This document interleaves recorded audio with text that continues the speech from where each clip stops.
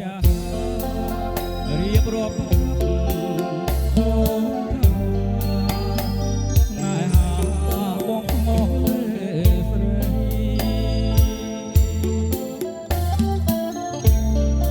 អូមេត្តា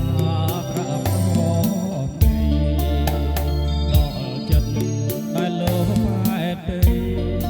លេពិសីជាច្រើនខែ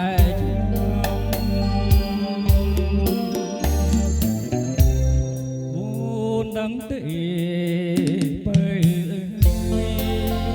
យកពីបងគេព្រួយខ្លួនមួយយល់តាក្រៀមក្រំចលបបដល់យូរអារម្មណ៍រាល់ថ្ងៃរអិតត្រនំទុករំដំក្រៀមក្រំ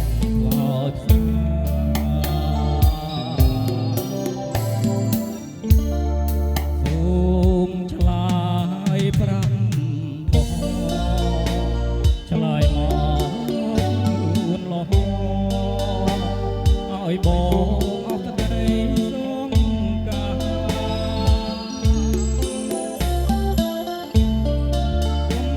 ឲ្យបង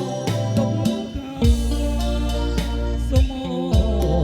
នឆ្លើយថាស្នេហាមួយម៉ាត់ស្រី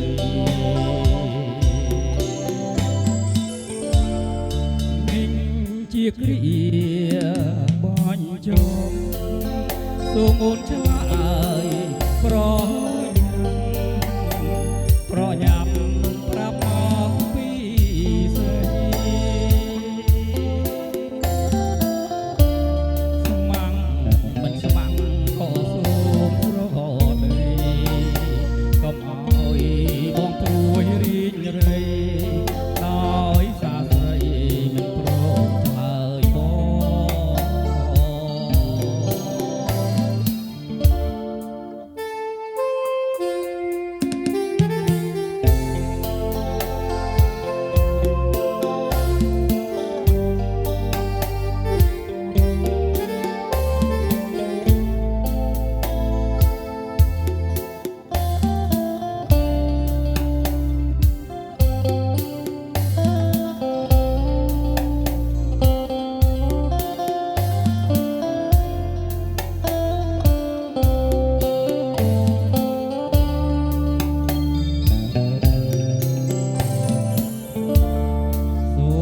មឆ្លើ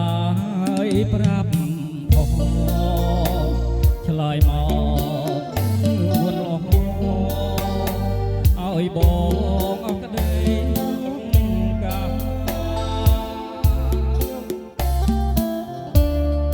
កុំឲ្យបងទុកខាសុំអូនឆ្លើយថា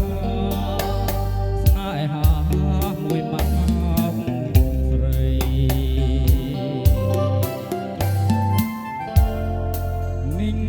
ជាគ្រាបាញ់ជុំសូមអូនឆ្លើយប្រញាប់ប្រាប់មកពី